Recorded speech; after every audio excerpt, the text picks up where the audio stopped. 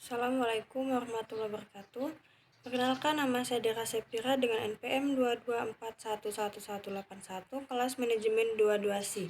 Di sini saya akan membawakan materi tentang pengantar statistika. Baik, yang pertama adalah pengertian statistika adalah kumpulan angka yang dihasilkan dari pengukuran atau perhitungan yang disebut data. Diartikan sebagai statistik sampel, suatu metode ilmiah yang dapat digunakan sebagai alat bantu dalam mengambil keputusan, mengadakan analisis data penelitian, dan lain. Yang kedua, mengapa memerlukan statistika? Yaitu di dunia tidak ada yang pasti. Yang kedua, ada yang dugaan atau estimasi. Ketiga, membutuhkan penguji hipotesia dalam eksperimen. Keempat, ingin mengetahui pola hubungan. Kelima, sebagai pengambilan keputusan dalam menentukan kebijaksanaan.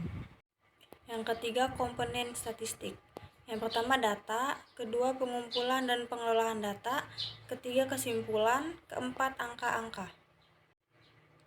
Yang keempat adalah kegunaan atau peran statistik, meliputi hampir semua bidang kehidupan manusia, mulai dari pembangunan, ekonomi, kesehatan, hingga analisis perilaku manusia.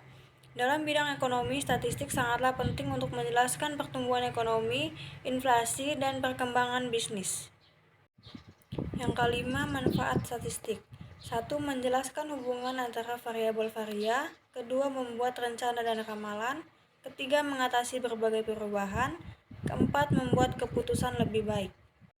Yang keenam, fungsi statistik. Yang pertama, bank data. Kedua, alat analisis. Ketiga, alat quality control. Keempat, pemecah masalah dan pembuat keputusan. Yang ketujuh, contoh penggunaan statistika. Yang pertama, akuntansi. Kedua, keuangan. Ketiga, pemasaran dan ekonomi.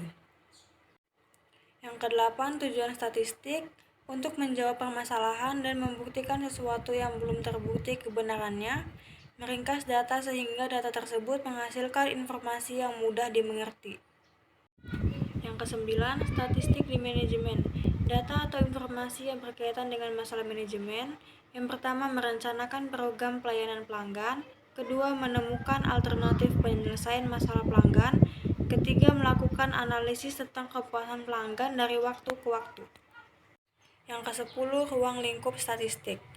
Dibagi menjadi dua menurut cara pengelolaan datanya, yaitu statistik deskriptif dan statistik inferensial atau induktif. Lalu dibagi pula menurut bentuk parameternya menjadi statistik parametrik dan statistik non-parametrik. Yang ke-11 adalah jenis-jenis statistik.